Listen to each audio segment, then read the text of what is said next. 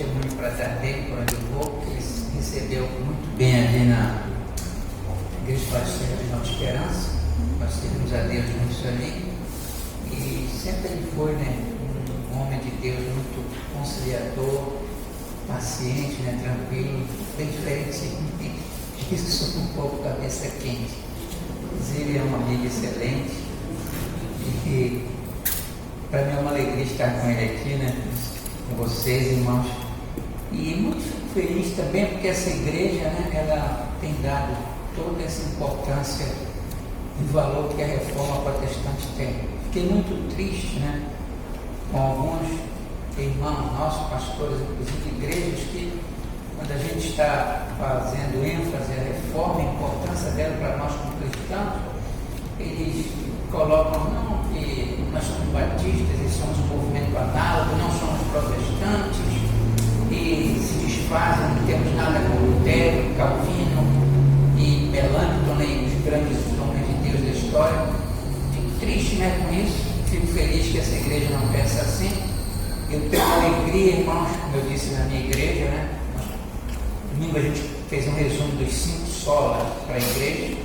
Eu tenho alegria de me ligar a esses homens que deram a sua vida, né, para que o Evangelho chegasse a nós. Glória para Deus. Deus levantou-os por amor a nós, mas a gente tem que reconhecer que foram heróis da fé e que muito fizeram, né, para o nosso bem. Meus irmãos, coube, né, falar sobre graça, né, pastor Sónia? Sua obrigação é falar sobre dos solas da reforma, sola gratia, né, ou somente graça. Graça, né, em oposição à doutrina de méritos e indulgências que a igreja medieval então pregava, né? Mas antes da gente ler o texto bíblico, né, pregar, antes eu gostaria de lembrar um pouquinho sobre esse assunto, solas, né? Eu sei que já outros pregadores me antecederam, os irmãos já ouviram isso, mas só para a gente recordar um pouquinho, né? Essas frases solas, né, são latinas, sola escritura, sola Cristo, sola fide, e elas definiam os princípios fundamentais da reforma. No que os reformadores criam, né? Elas vinham exatamente se contrapor ao ensino da igreja medieval da época, da igreja católica, né? Veja só, surgiram por isso, né? E elas sintetizavam o credo, né? Nós não tínhamos ainda formado, a princípio, um credo protestante, mas elas sintetizavam o credo da igreja reformada que estava surgindo, né? Nós não sabemos, é impossível até definir, pela história a gente não sabe quem foi que usou o termo sola pela primeira vez, não é possível saber isso, né? Alguns estudiosos acreditam que começou a ser usado quando a igreja protestante começou a fazer os seus catecismos, né, para ensinar os novos convertidos, e as suas confissões de fé, por exemplo, a Confissão de Fé Batista surgiu logo em 1644, depois teve a de 1649, né? Então, talvez nesse período é que começou-se a usar os solos. Às vezes a gente tem uma ideia meio romântica, né, de que Lutero, Melanchthon, Calvino, os outros reformadores se juntaram, sentaram numa mesa e vamos sintetizar aqui os princípios da reforma e fizeram, né? Não foi assim. Foi muito tempo até depois que, embora os princípios do sola, né, sola escritura, sola gratia, existissem já desde os pré-reformadores, não foram eles que criaram, né, esses slogans. Foi muito tempo depois, possivelmente por teólogos reformados que sintetizaram, né, esses princípios fundamentais da reforma. Nós usamos hoje esse termo, né, esses solas, ou somente, a palavra sola latim significa somente, que a gente usa ele como um slogan da reforma, né? E assim como usamos hoje, passou a ser usado do século XIX para cá. E é importante, de fato, a gente preservar esses princípios fundamentais da reforma. Nós não vamos falar sobre todos os 5 solas, né? Mas nós vamos falar sobre salvação somente pela graça. E olha só, esse tema, salvação pela graça, foi fundamental na vida de Lutero, na reforma protestante, pois trouxe de volta o ensino bíblico genuíno sobre a salvação. A igreja medieval ensinava sobre salvação, mas ela dizia o quê? É necessário que, além do sacrifício de Cristo, você compre a sua salvação. Como? Ou com esmola, jejuns, sacrifícios físicos até, ou você se alistando para ser soldado nas cruzadas, ou você pagando uma soma em dinheiro, né? E olha só, a reforma resgatou que a salvação não pode ser adquirida dessa forma. Então foi fundamental esse princípio somente graça. E até hoje, irmãos, esse princípio ele é fundamental para a vida da igreja. Quando a gente fala nesse assunto, somente graça, normalmente as pessoas se sentem desconfortáveis, né? Crentes até. Irmãos nossos batistas, quando você fala que Deus é soberano e que o homem não pode fazer nada para se salvar, precisa depender inteiramente de Deus, normalmente as pessoas ficam desconfortáveis, né? Ainda mais quando elas descobrem isso. Foi assim comigo, né? Quando eu descobri nas Escrituras que salvação não depende absolutamente de mim, mas totalmente de Deus, a gente fica um pouco desconfortável, né? Por quê? Porque o homem, né? O homem e a mulher, nós gostamos de tomar as coisas nas nossas mãos, né? Você quer fazer, você quer participar, você quer dizer, não, eu trabalhei pela minha salvação. E aí a gente se sente desconfortável exatamente por causa disso. Por isso que essa doutrina incomoda tanto e por isso que é tão importante a igreja novamente, né, lembrar e pregar somente graça, sola gratia. Na Idade Média, irmão, veja só, a igreja ela alcançou o ápice, né, do abandono dessa doutrina, salvação somente pela graça. Ficou tão absurdo, né, que até os mortos, você podia comprar salvação para os mortos, pagando uma certa soma em dinheiro ou fazendo algum tipo de sacrifício. Você podia interceder por um parente morto e ele passaria, né, do purgatório, do lugar de sofrimento, logo mais rapidamente para o paraíso. Chegou ao ponto máximo de rejeição da doutrina da graça, né? Veja só, missas para salvar alguém, né? Reuniões sagradas para salvar as pessoas, compra de salvação e o resgate da doutrina da salvação somente pela graça foi feito exatamente pela teologia reformada. Tem muitas passagens bíblicas, irmãos, que ensinam sobre a doutrina da salvação pela graça, né? Nós podemos pegar, hoje mesmo o irmão leu lá Romanos 1, 16, 17, e eu lembro que foi esse texto que influenciou Lutero, né? Fez com que ele compreendesse que nunca ele iria poder comprar sua salvação somente pela fé. Temos muitos textos maravilhosos na Bíblia. Paulo fala do lado pedagógico da graça em Tito, né? Diz que a graça nos educa além de nos salvar. Mas o texto que eu considero clássico, né? Que todo crente inclusive conhece e onde eu vejo brilhar a graça nós lemos aqui ainda agora, Efésios capítulo 2. Agora eu vou convidar você para ler a sua Bíblia. Eu não sei se o pastor Rilê coloca vocês em pé para ler a escritura, mas lá eu coloco em vídeo. E eu vou pedir para os irmãos que acharem ficar em pé. Efésios 2, nós vamos ler de 1 ao 10, irmãos. Vamos ler todo o texto para a gente compreender o contexto, né? Do que é a salvação pela graça somente. Efésios 2, de 1 a 10 diz assim: Ele vos deu vida, estando vós mortos nos vossos delitos e pecados, nos quais andastes outrora, segundo o curso deste mundo, segundo o príncipe da potestade do ar, do espírito que agora atua nos filhos da desobediência, entre os quais também todos nós andávamos outrora, segundo as inclinações da nossa carne, fazendo a vontade da carne e dos pensamentos, e éramos por natureza filhos da ira, como também os demais. Mas Deus, sendo rico em misericórdia, por causa do grande amor com que nos amou, e estando nós mortos em nossos delitos, nos deu vida juntamente com Cristo, pela graça sois salvos. E juntamente com Ele nos ressuscitou, nos fez assentar nos lugares celestiais em Cristo Jesus, para mostrar nos séculos vindouros a suprema riqueza da sua graça, em bondade para conosco em Cristo Jesus, porque pela graça sois salvos, mediante a fé. Isso não vem de vós, é dom de Deus, não de obras para que ninguém se glorie, pois somos feitura dele, criados em Cristo Jesus para boas obras, as quais Deus de antemão preparou para que andássemos nelas. Vamos ao Senhor em oração. Pai Celestial, nós agradecemos Tua palavra, Senhor, que é tão maravilhosa, luz para o nosso caminho, vida para a nossa alma. E te suplicamos, ó Deus, que o Teu Espírito Santo fale conosco.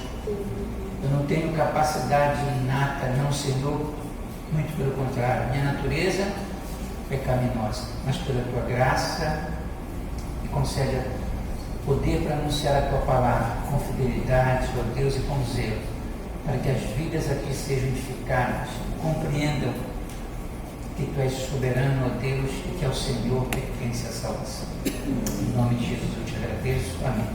Amém. Por isso, sentar, irmão, obrigado, meus queridos. Meus irmãos,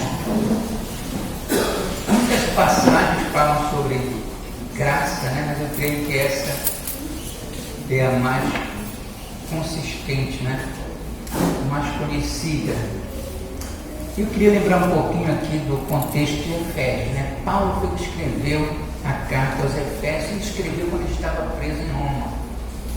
Por que sempre a gente tem que fazer essa menção do autor? Embora haja uma discussão, né, na teologia liberal, não, Paulo não foi o autor, porque tem expressões aqui como essa lugares celestiais que ele não usava. Mas a teologia tradicional aceita sim a igreja, a história da igreja aceita que Paulo foi o autor. Olha só, nós podemos confiar que essa palavra é inspirada, que Paulo foi um genuíno servo de Deus.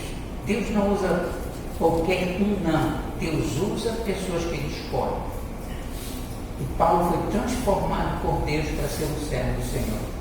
Os escritores do Novo Testamento ou eram apóstolos ou eram pessoas diretamente ligadas a eles, como Lucas, que foi companheiro de Paulo, Marcos, que foi intérprete de Pedro, e possivelmente o evangelho que ele escreveu foi ditado, foi informação de Pedro.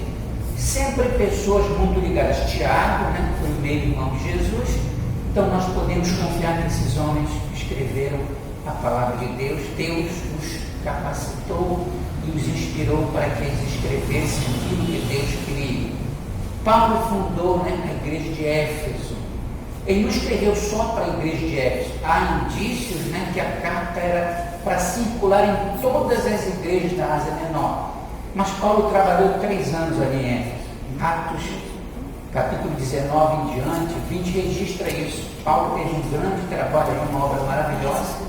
E ela é considerada uma das cartas mais importantes de Paulo. Talvez não é Romanos. Romanos é maravilhosa, é a mais teológica de Paulo, mas olha só, temos um escritor cristão, né? Ele tem comentários do Barclay, ele diz assim mesmo, que Efésios é a rainha das epístolas paulinas. E tem um comentário, inclusive, sobre Efésios. Nós lemos o capítulo 2, mas Paulo, quando começa o capítulo 1, depois da sua saudação inicial, ele nos mostra ali o plano do Pai para salvar pecadores através da obra do Filho, né? Ele diz lá no versículo 3 do capítulo 1 que o Pai nos abençoou em Cristo com todas as bênçãos espirituais. Agora no capítulo 2 que nós lemos, Paulo vai mostrar a historificação do plano de salvação na vida do povo de Deus. Como é que Deus salvou o seu povo? Como é que a graça é evidente na vida das pessoas transformadas? Como é que a gente vê a graça agindo na salvação? Como vemos a graça de Deus em evidência? É o que Paulo responde aqui.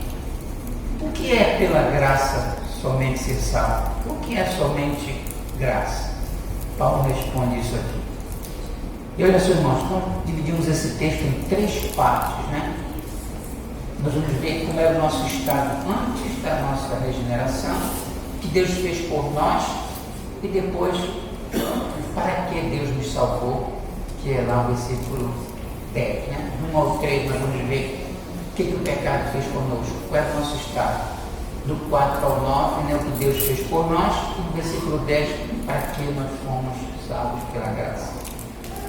Antes de falar de salvação, né, Paulo ele mostra o nosso estado antes da conversão. Paulo era um teólogo que usava muito isso, né, contrastes para aprender. A gente sabe, valoriza o que é luz quando a gente está na escuridão, né? Eu tinha a minha mãe, que era muito prática, quando eu era pequeno, e ela botava uma comida assim, a gente não queria comer, disse que não está com fome. Se tivesse, não tem outra comida. Tinha comer. De fato, né, quando batia a fome, tinha que comer. A gente era pobre, né? Não tinha outra coisa, tinha que comer. Então, quando a gente tem fome, normalmente a gente valoriza o alimento. Tem até um provérbio que fala assim mesmo, que a alma farta pisa o favo. Despreza, né? Mas para a faminta até o amargo doce. E quando a gente lembra do nosso estado no passado, irmãos, e a gente deve sempre lembrar, nós valorizamos o que Deus fez por nós, e a gente pode até cantar, né? Maravilhosa graça. Paulo faz isso, irmãos, é uma estratégia de Paulo para ensinar. Primeiro ele mostra o estado dos cristãos de Éfeso antes da conversão. Ele diz aí logo no versículo 1, que o homem estava morto. Vocês estavam mortos nos vossos delitos e pecados. Essa é a condição universal de todos os homens. Todos pecaram. Ninguém ficou isento dessa condição de pecaminosidade. E essa condição, irmãos, ela é desesperadora, porque nós não temos solução para os nossos pecados, a não ser Jesus. É preciso entender, irmãos, que pecado não é um acidente pequeno. Às vezes as pessoas leem Gênesis, né, e veem a queda de Adão como um pequeno tropeço que ele cometeu. Não é verdade isso. Adão desobedeceu deliberadamente. Ele era o único homem livre que podia não pecar, mas que deliberadamente escolheu pecar.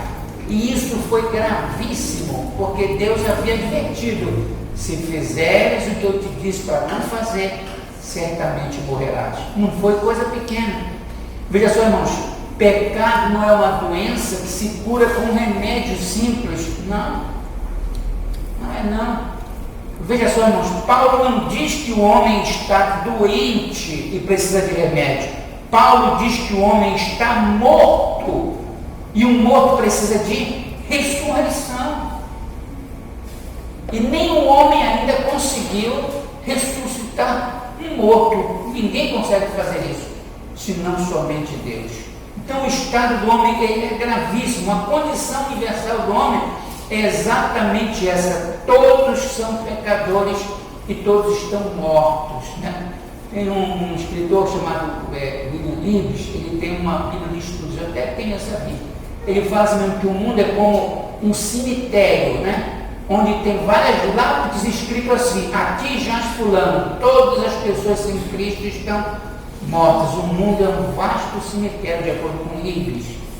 De fato é verdade, irmãos. O incrédulo, veja só, Paulo está descrevendo a condição dos efésios antes da conversão.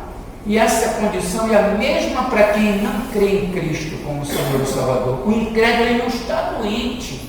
Às vezes a gente quer minimizar, né? É porque é meu parente, é meu amigo. Ele não está doente, ele está morto. Ele não precisa de remédio para se curar, ele precisa de ressurreição. Paulo diz aí que nós estávamos mortos.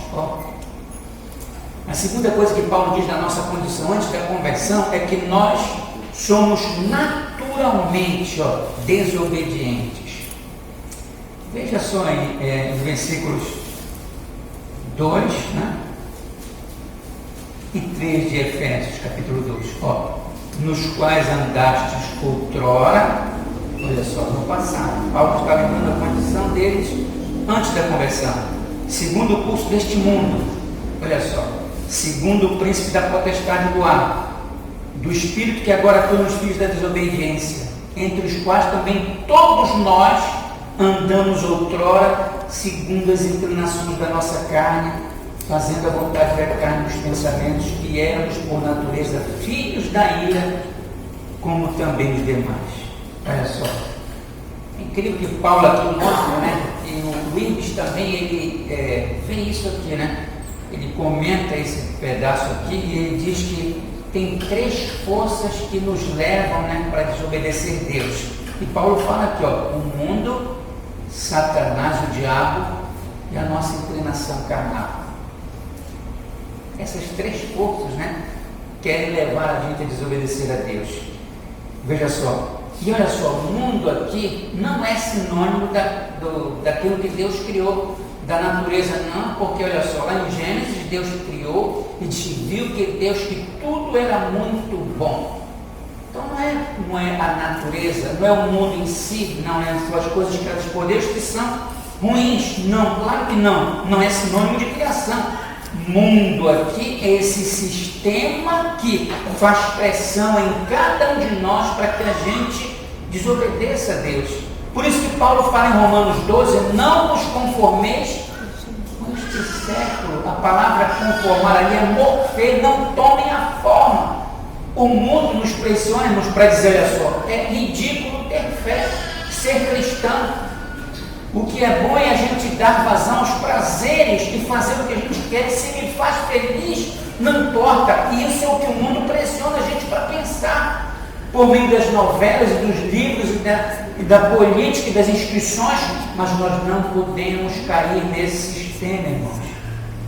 Não devemos amar o mundo. Lá o apóstolo João, na sua primeira carta, no capítulo 2, ele fala, não ameis o mundo e nem aquilo que no mundo há. Se você amar o mundo, o amor do Pai não está com você. Então essa é uma força que nos leva para desobedecer, e é essa nossa condição antes da regeneração, irmãos. Todo ímpio está assim. A segunda força que Paulo fala aí é Satanás. Ó. Satanás influencia a vida de todas as pessoas que não creem, e até dos crentes também. Sabia disso? Ele tenta nos levar à desobediência, a não fazer a vontade de Deus. Ele foi desobediente desde o princípio. Jesus chamou o diabo de mentiroso desde o princípio. Ele quer levar as pessoas, você, eu e os ímpios todos para desobedecer a Deus. Ele é o pai dos desobedientes, né? Jesus chamou ele de pai da mentira. E a gente pode chamar aqui, com base aqui no que Paulo escreve em Efésios, de pai dos desobedientes. Ele deseja que todas as pessoas desobedeçam a Deus. E a terceira força que Paulo fala aqui, que nos leva para desobedecer, é a carne. Não entenda a carne como corpo. O corpo não é mau. O corpo é templo do Espírito. Paulo fala isso em 1 Coríntios. Olha só, não destruirá. Paulo diz, não pegue o seu corpo e não una ele a uma prostituta. Você está pecando contra você mesmo. É um pecado dentro de você. Não faça isso, porque é o santuário de Deus, seus vós. Então o corpo em si não é mau. Então quando Paulo fala aqui corpo, carne, ele não está falando corpo, mas ele está falando da nossa natureza humana pecaminosa, irmãos. Davi já reconheceu que nascemos nessa condição. Lá no Salmo 51, quando ele havia pecado, se arrependeu, disse, olha, em pecado me concebeu minha mãe. Eu nasci na iniquidade. A minha natureza, dentro de mim, eu sou inclinado a pecar. Essa natureza, ela quer controlar a nossa mente, o nosso corpo, para nos levar a desobedecer a Deus. A carne tem preguiça de orar. Lembra que Jesus disse para os apóstolos, os discípulos lá no Getsemane? Olha, a carne é fraca, orar e vigiar para que não entreis em tentação.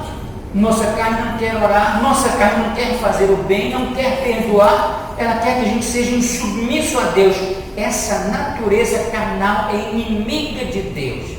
Nós praticamos o mal, irmãos, porque a nossa inclinação, a inclinação do nosso coração, ela é toda para o mal. Lá em Jeremias 17 diz que o coração do homem é desesperadamente corrupto, todo corrompido.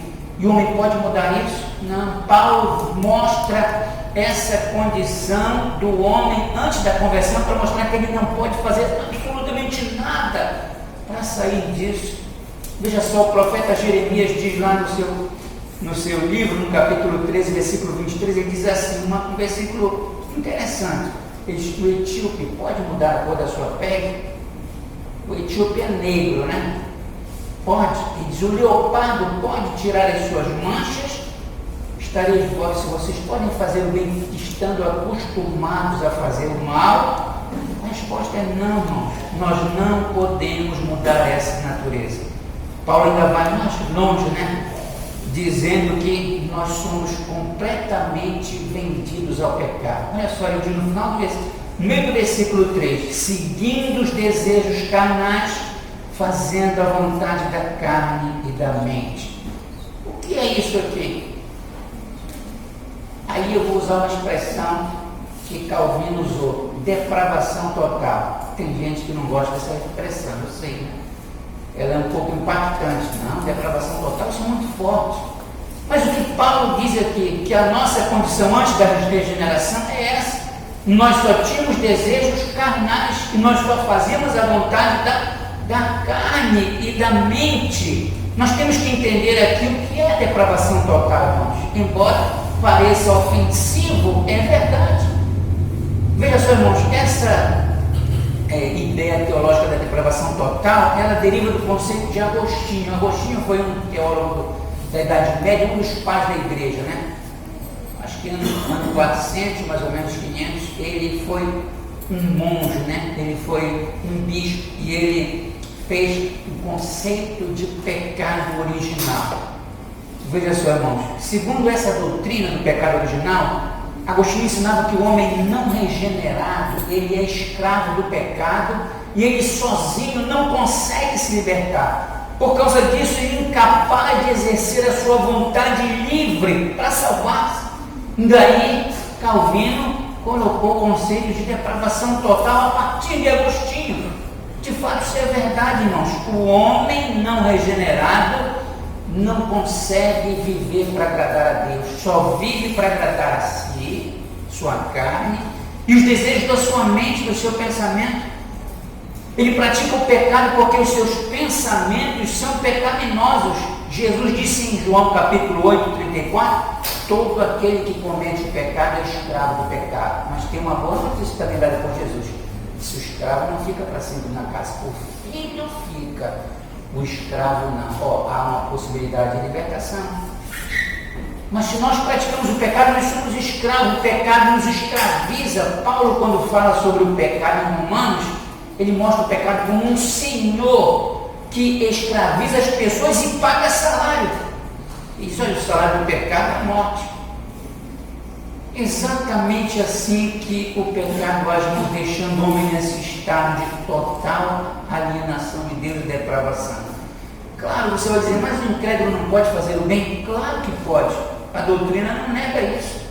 Mesmo o homem ímpio pode fazer o bem natural, pode ser um bom esposo, um bom pai, pode fazer um bem social. Tem pessoas que ao longo da história não foram cristãs, mas fizeram grandes obras sociais, são destaques na história. É claro que ele pode fazer, pode ter compaixão, pode sim ajudar uma pessoa, pode dar um emprego, pode dar uma ajuda financeira para alguém. Nós não negamos isso, entretanto, ele não pode fazer nada para agradar a Deus, e ele nem mesmo deseja comunhão com Deus. Isso sim é depravação. E Paulo diz que essa era a nossa condição. Sendo assim, irmãos, o que resta para o homem? Condenação. É o que Paulo vai dizer lá no final do versículo 3, que éramos por natureza filhos da ira, assim como os demais. Essa expressão, filhos da ira, é uma expressão hebraica. Diz que nós merecemos naturalmente a ira. Olha só, Paulo não diz, irmãos, que nossa condição é por causa de nossas atitudes e em virtude delas nós recebemos uma condenação. Não, ele diz que a nossa natureza, nós já nascemos assim. Paulo diz que o homem não convertido por natureza é filho da ira e as suas obras são desobediência a Deus. Quem não está em Cristo, irmãos, e não crê nele, está condenado. Jesus falou isso lá em João capítulo 3. Veja só, lá no versículo 36, Jesus diz, quem não crê no Filho, a ira de Deus permanece sobre ele. Permanece sobre ele. Veja só, sem Cristo, o homem está morto por causa do pecado, escravizado pela mente, pela carne, pelo diabo. e está condenado sob a ira de Deus. Paulo descreve então a situação do homem não regenerado, mas tem a boa notícia, né? Veja só, a partir do versículo 4 as coisas começam a mudar. Paulo começa a mostrar a obra de Deus por nós pecadores. Quem trabalhou? Deus. Paulo diz isso aqui. O homem trabalhou? Não. Deus trabalhou para nos salvar. Primeiro, Paulo mostrou a nossa terrível condição de pecadores, inimigos de Deus, mas agora ele mostra o trabalho de Deus por nós, o que Deus realizou para nos salvar das consequências do nosso pecado. Veja só, Paulo identifica 4 ações de Deus, irmãos, para nos salvar. Primeiro ele diz aí no versículo 4, Deus nos amou. Olha só, maravilhoso esse texto, né? Paulo diz assim, versículo 4, mas Deus, olha só essa conjunção adversativa, né? Contraste, mas a condição era que era Deus, sendo rico em misericórdia, por causa do grande amor com que nos amou, irmãos. Nossa salvação começa no amor de Deus. Hoje de manhã na escola dominical, nosso irmão Gerardo, para conhecer, ele falou um pouco sobre a reforma também. Ele colocou uma citação do Philip Yancey, muito boa. Philip Yancey diz assim mesmo: você não pode fazer nada além do que você faz para que Deus te ame mais, nem também pode fazer nada para Deus te amar menos, irmãos. Eu ensino assim, né? Amor não é uma questão de sentimento apenas. A gente pensa, não, amar eu senti no coração. Amar é uma decisão. Deus decidiu amar, mesmo o homem estando nessa condição. Foi decisão de Deus. Começou no amor de Deus. A Bíblia diz que Deus por natureza é amor. 1 João 4,8. Deus é amor. Não diz que Deus tem amor. A natureza, a essência de Deus é amor. Ele é amor, veja só. Foi o amor de Deus em relação aos pecadores que se transformou em graça para nos salvar, em misericórdia. Foi o amor de Deus que foi o motor que gerou a nossa salvação. Por Deus amar e nos amar, mesmo naquela condição que não podíamos dar resposta a Deus, Ele resolveu: vou salvar alguns. Texto, irmãos, diz não só que Deus tem misericórdia. Paulo diz que Deus, sendo rico, olha só, Deus não é só misericordioso, Ele é rico, como um copo que transborda constantemente, sendo cheio de água. Deus é riquíssimo em misericórdia. Aliás, lá no contexto dos 10 mandamentos, em Êxodo 20, né, está escrito assim no versículo 5, que Deus faz, no versículo 4, assim, quando é para punir o ímpio, de seu visita a iniquidade dos pais, nos filhos, até a 3ª e 4ª geração. Ó, a ira de Deus até a 3ª e 4ª geração, mas para fazer misericórdia, eu faço misericórdia até 1000 gerações daqueles que amam e guardam os meus mandamentos. A misericórdia de Deus é muito mais abrangente, muito mais profunda, veja só, e Ele é rico. Por isso que Paulo diz aqui que Deus, sendo rico em misericórdia, teve compaixão por nós, impotentes, irmãos. Será que um cadáver, quem já viu um cadáver se levantar no cemitério e fazer compra no shopping? Eu nunca vi. Morto, está morto. Não existe diferença entre um morto e outro. Existe no sentido só de um estar mais em decomposição do que o outro, mas todos estão mortos. Era exatamente essa a nossa condição, mas Deus teve compaixão, irmãos. Dizer que a salvação depende de algo que nós fazemos, despreza o texto bíblico que a gente acabou de ler aqui. Salvação somente pela graça. Salvação é um ato da compaixão de Deus pelos homens pecadores. Somos salvos pela misericórdia e pela graça de Deus. E você pode me perguntar, mas como isso chegou a nós? A resposta é fácil, irmãos. Tanto a graça como a misericórdia de Deus chegaram a nós por meio da cruz de Cristo, chegaram pelo Calvário. Foi o Calvário a porta de entrada de Deus para nos mostrar a sua misericórdia, a sua graça em ação, irmãos. Tanto a graça como a misericórdia de Deus chegaram a nós por meio do sacrifício vicário de Cristo. Foi o Calvário que mostrou o quanto Deus repudia o pecado, porque Ele condenou o pecado matando o seu próprio Filho no nosso lugar. Mas Ele também mostrou o seu amor por nós pecadores. Foi na cruz que Deus mostrou a sua graça em ação por nós pecadores.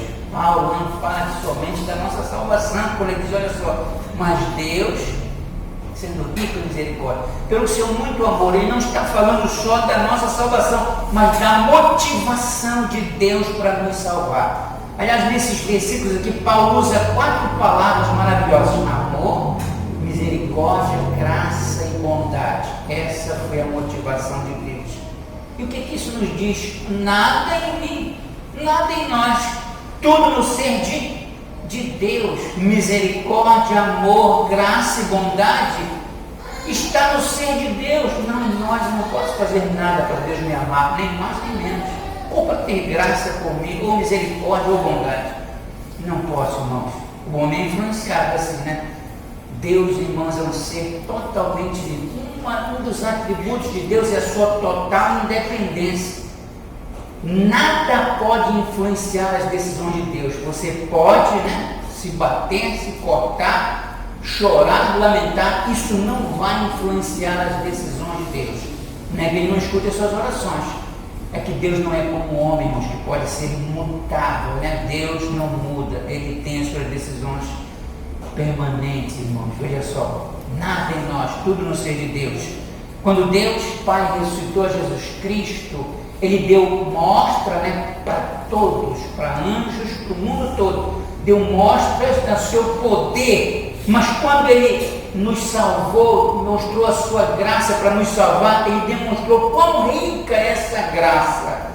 Por isso que em tudo a gente pode dizer glória somente a Deus. Paulo diz que a salvação começa pelo amor, e aí para aí não, mas no versículo 5 diz que Ele nos deu vida. Olha só, veja que Paulo diz que Deus nos deu vida, nos ressuscitou. Quando nós estávamos mortos em nossos delitos e pecados, Deus nos tirou daquela sepultura espiritual que o pecado veio nos colocar e nos fez viver novamente. Foi um ato totalmente de Deus, irmão. O morto não pode pedir nada. Não pode escolher, não pode raciocinar, não pode buscar Deus. Foi um ato todo de Deus. Deus realizou de maneira poderosa a nossa ressurreição espiritual por meio do poder do Espírito Santo. E o que Ele usou para isso? A palavra, irmãos. Lá em João 5,24, Jesus diz assim mesmo: olha, na verdade vos digo, quem ouve a minha palavra e crê naquele que me enviou, tem a vida eterna e não entrará em condenação, mas passou da morte para a vida. Jesus falou para os discípulos: olha, essas palavras que eu digo para vocês são espírito e vida.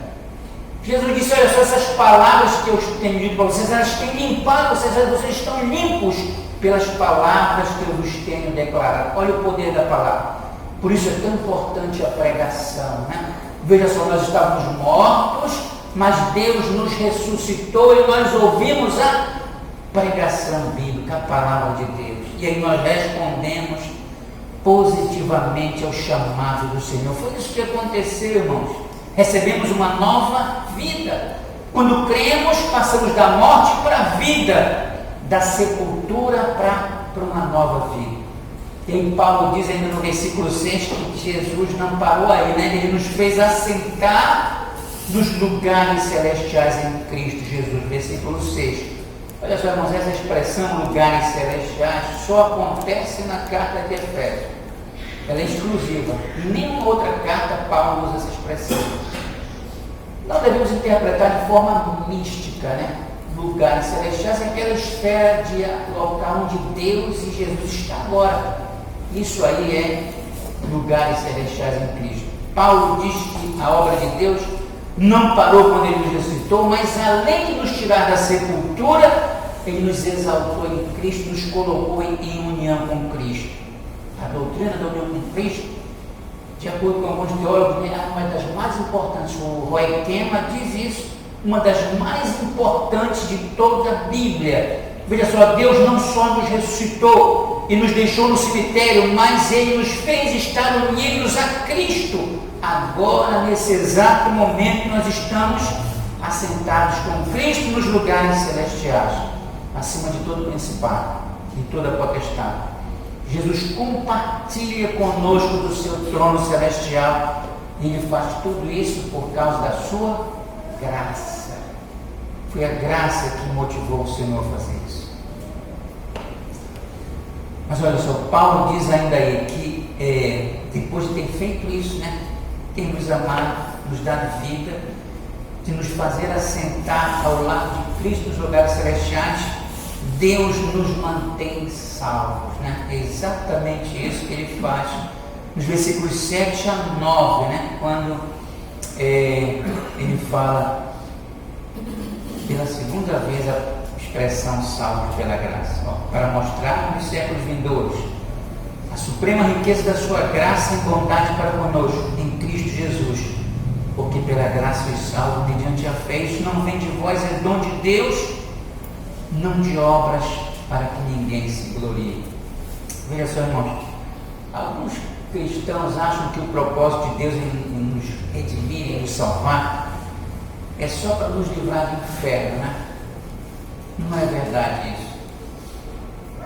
Medo do inferno não é uma boa motivação para você ter uma relação com o Senhor. Não é. Deus não quer assim. Deus quer que você o ame, né? Pelo que Ele é, pelos seus atributos, pela sua perfeição, beleza, glória, por Ele ser bom, por Ele não mentir, por Ele ser luz, pelas suas obras magníficas, pela sua palavra. Deus quer que você seja motivado assim. Medo de ir para o inferno não é um bom motivo para relacionar-se com Deus, nem a Bíblia incentiva nisso. Mas alguns cristãos acham que Deus nos salvou para nos livrar do inferno. Não, o propósito total de Deus não foi. É verdade que nós somos salvos sim da ira de Deus, né? E consequentemente do inferno. Mas o propósito de Deus na nossa salvação é que nas eras que hão de vir, Paulo fala no versículo 7, nós sejamos exemplos da maravilhosa graça de Deus. Deus nos colocou, irmãos, quando Ele nos salvou, nos tirou da sepultura do pecado para a salvação. Deus nos colocou como troféus para que nós fôssemos exemplo de como Ele é gracioso, como é rica a sua graça. Isso por toda a eternidade, não só para homens, para anjos também. Pedro vai falar isso na sua primeira carta, no capítulo 1, versículos 10 e 12. Anjos também observam a redenção, embora a redenção não seja dirigida a eles, mas eles aprendem das riquezas da graça do Senhor, quando Deus age pela igreja, eles também aprendem, e Deus quer que seja assim mesmo. O propósito em nossa salvação é que por toda a eternidade o nome de Deus seja glorificado pela igreja e todos os seres, por causa da sua graça, por causa da sua graça. A meta principal de Deus na nossa salvação, claro que é a sua glória, mas também isso, irmãos. John Stott, pregador inglês, ele tem livros, né? Ele morreu não há muito tempo. Ele diz que nunca nós vamos poder chegar nos céus e nos ensoberbecer como pavões. São palavras dele. Pois o céu está cheio das façanhas de Cristo e dos louvores de Deus. No céu, irmãos, vai haver sim uma demonstração, mas não dos que os homens fizeram. Não. Vai ter uma demonstração das riquezas da graça do Senhor Jesus, irmão. Veja só, nunca daquilo que nós fizemos, mas sim da incomparável riqueza da graça de Deus, da misericórdia e da bondade de Deus, por meio de Cristo Jesus. Nós lemos lá em Apocalipse, né, a cidade dos salvos, descrita com ruas de ouro, né, muros de cristal, sei lá, e pedras preciosas. Isso é uma descrição das riquezas da graça de Deus, irmãos. O céu vai estar cheio das façanhas de Deus e de Cristo, e nós vamos eternamente glorificar a Deus por isso. Quando Paulo diz pela graça foi salvo, em Efésios 2, 8 e 9, ele está dizendo que salvação é um presente, não uma recompensa, um presente. Recompensa você dá para alguém que faz algo e merece aquilo. Presente você dá gratuitamente para quem não merece nem te pediu. Veja só, irmãos, graça é exatamente isso. O conceito clássico de graça, né, irmãos, é um favor que nós não merecemos, e é verdade isso. Misericórdia é quando Deus, sendo o justo juiz, não nos aplica a pena correspondente. Isso é misericórdia. Mas graça é quando nós nós recebemos aquilo que não merecíamos. Misericórdia é quando não recebemos o que deveríamos, né? Pense num juiz que é um criminoso, ele tem o direito de aplicar a pena de morte sobre esse criminoso, mas ele diz não. Isso é misericórdia. E além disso, ele diz, não só isso, eu vou adotá-lo na minha família, ele vai morar aqui na minha casa eternamente. Isso é graça. Misericórdia foi não ter sido morto. E graça foi ter recebido ainda o privilégio de morar e desfrutar de tudo aquilo que o rei, o juiz permitiu para ele. Isso é o que Deus faz por nós, irmãos. Para reforçar essa declaração de que nós somos salvos pela graça, Paulo faz uma coisa interessante no texto, né? Ele acrescenta duas negações aí no texto. Primeiro ele diz que isso não vem de vós, é dom de Deus, no versículo 8. E a segunda negação ele diz, olha, não vem de obras, para que ninguém se orgulhe ou para que ninguém se glorie. Veja só, irmãos, a construção gramatical grega coloca, né, antes de pela graça o salvo, mediante a fé, isso não vem de vós, é dom de Deus. Coloca antes graça e fé, exatamente para que jamais a gente possa pensar que graça, não, eu já vi a Deus, fé é a parte do homem. Não é verdade. Graça e fé, aí, ambas as coisas são dom de Deus, tanto graça como fé. Verdade, como ele precisa exercer fé, mas a fé também é um dom dado por Deus. Salvação não pode ser uma recompensa por obras, como a igreja medieval pregava. E aí os reformadores se levantaram contra isso. Não podemos comprar com jejuns. O seu dízimo alto não vai comprar sua salvação. Faça isso por amor a Deus, por fidelidade, porque tudo pertence a Deus. Mas não é uma negociata. Não existe, irmãos. Às vezes nós somos pressionados a pensar numa teologia de mérito e recompensa. Deus precisa me dar, porque eu sou fiel. Eu não posso adoecer porque eu sou fiel. Não é verdade isso, irmãos? Não existe esse ensinamento na Bíblia de mérito e recompensa. Quando Deus te faz um favor, quando Deus abençoa a tua sementeira, a tua colheita, quando Deus abençoa os teus negócios, quando Deus te dá saúde, Ele faz isso de graça. Não é porque está te pagando alguma coisa que você fez para Ele. É graça. Isso é que é a ideia dominante de salvos pela graça. Nós não podemos acrescentar nada à obra que Jesus fez e também não podemos tirar nada, irmãos. Fé e graça, fé e salvação são dádivas de Deus. Para nós não custou nada, mas para Deus custou para Ele mesmo a vida do seu próprio Filho. Deus trabalhou por nós na cruz. Hernandes Dias Lopes tem uma expressão que ele fala assim: Deus trabalhou por nós na cruz. Deus fez isso.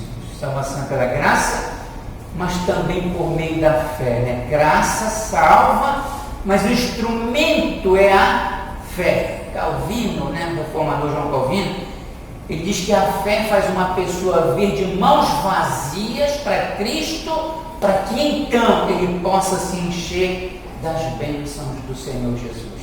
Isso é fé. Eu venho vazio como eu estou, porque eu creio naquilo que Jesus fez por mim, e aí sim Deus, por sua graça, me enche de bênçãos. Não é porque eu mereço. É assim que os reformadores ensinaram, irmãos. É importante nós notarmos uma coisa aqui, irmãos: não importa o tamanho da sua fé. Jesus até falou sobre o tamanho da sua fé. A fé pode ser como um grão de mostarda. Não é o tamanho da sua fé que importa. Não, é o objeto da sua fé que importa, não o tamanho. E o objeto da sua fé precisa ser Jesus Cristo, Filho de Deus. Fé em Cristo como Senhor e Salvador. É isso que Paulo nos ensina aqui, quando ele fala que somente pela graça nós somos salvos, por meio de Cristo Jesus, nosso Senhor. Não a parte, né? Várias vezes Paulo usa a expressão em Cristo, em Cristo, em Cristo. Por quê? Porque a parte de Cristo não há salvação e não há bênçãos também para a vida do crente. Às vezes nós nos sentimos, né, não abençoados por Deus, mas porque estamos desligados de Deus. Bênçãos são para o crente que está em Cristo toda sorte de bênçãos espirituais. É o que a Bíblia nos promete, é o que Paulo fala em Efésios. Para finalizarmos, qual foi o propósito de Deus em nos salvar? Paulo vai concluir o versículo 10, né? Paulo vai dizer aí que nós somos feitura de Deus, né? Olha só, vamos ler o versículo 10. Pois somos feitura dele, criados em Cristo Jesus para boas obras, as quais Deus de antemão preparou para que andássemos nela. Paulo já disse no versículo 7, nós já falamos para os irmãos, que Deus, ele nos salvou para nos colocar em exposição, né, como na eternidade, como uma amostra das riquezas imensuráveis da sua graça, da sua bondade para conosco, em Cristo Jesus. Mas ele conclui dizendo que Deus nos ressuscitou para sermos uma nova criação, para boas obras. Fomos criados em Cristo Jesus para boas obras, as quais Deus de antemão preparou para que andássemos nela. Versículo 10. Olha só, irmãos, essa expressão de feitura, ela é importante nesse versículo, é uma expressão chave. A palavra grega é poema. Olha, de onde vem a nossa palavra portuguesa? É poema. Poema é aquilo que é feito, trabalho, obra, né? Pode significar uma obra de arte, especialmente o produto de um poético, um poema. E aí nos faz lembrar que Gênesis, quando Deus criou o homem, Deus criou todas as coisas, né? Aparece nos mares os peixes de enxame, cada um. Na terra aparece cada um segundo a sua espécie, mas no homem não foi assim. Ele se formou o homem do pó da terra, soprou nas suas narinas o fôlego da vida, e o homem passou a ser alma viva. Deus trabalhou pessoalmente, né? Podemos dizer assim, na feitura do homem. Paulo diz que no nosso novo nascimento foi da mesma forma. Amém. Nós somos feitura de Deus em Cristo Jesus. Nós fomos a amostra do trabalho artesanal de Deus. Deus diz que nós somos feitura dele. Deus colocou a sua mão para nos redimir, para nos ressuscitar, para nos fazer compreender a sua palavra e para vir a Cristo. Deus se empenhou, irmãos, pessoalmente. Jesus disse que Deus trabalha incessantemente. Olha, meu Pai trabalha até agora, eu também trabalho. Foi Deus que trabalhou na sua vida para regenerar você, para te trazer a Cristo. Veja só, irmãos, foi uma obra, você é uma obra de Deus. Nós não podemos produzir vida, somente Deus pode. Essa é uma obra exclusiva de Deus em nós e dentro de nós, irmãos, que a nossa jornada não terminou ainda. Deus ainda não concluiu. Nós somos a nova criação de Deus, mas a promessa divina é que um dia isso vai se completar, né? Nós vamos ver novos céus e nova terra, onde habitam a justiça. Até agora isso não aconteceu. Deus não acabou de escrever a sua história em nossas vidas. O propósito de Deus não é somente nos levar para a glória, irmãos. Não. Se fosse assim, né? Acho que a gente seria regenerado e ia logo para... morria logo, né? Ou então seria arrebatado. Mas não é assim. O propósito de Deus não é nos levar, não é somente nos levar para a glória. Paulo fala em Romanos 8, 29 que o propósito de Deus é nos transformar dia a dia na imagem do seu Filho. Paulo escreve isso lá em Romanos 8, 29, diz que Deus nos predestinou para sermos conforme a imagem do seu Filho. É o propósito de Deus, irmãos. Dia a dia Deus está trabalhando para que você seja semelhante a Jesus. Nós fomos criados em Cristo Jesus para boas obras. Paulo diz aí, previamente preparadas por Deus para que andássemos nela. Boas obras não salvam, é verdade. Salvação é pela graça, verdade absoluta, mas boas obras são consequência da salvação. Embora as boas obras não salvem, elas são importantes no plano de Deus. Nós não podemos menosprezar. Não é importante eu fazer boas obras? Sim, se não fosse, Deus não teria na eternidade, antes das coisas serem feitas, já preparado para nós previamente, como diz o texto, boas obras para que nós andássemos nela. Pelas boas obras é que a gente conhece as pessoas que nasceram de novo. Como é que a gente sabe que alguém foi regenerado? se ele continua mentindo, adulterando, enganando o seu vizinho, aplicando golpe, machucando as pessoas, não foi regenerado. A evidência é exatamente que ele muda esse comportamento e passa a agir de acordo com a vontade de Deus. A Bíblia enfatiza assim que nós não somos salvos pelas boas obras, mas nós fomos salvos para praticar boas obras. Paulo ensina em Romanos que nós somos justificados somente mediante a fé, mas a fé ela nunca vem sozinha, ela produz boas obras, irmão. Salvação é uma obra totalmente de Deus, né? Claro, nós sabemos disso.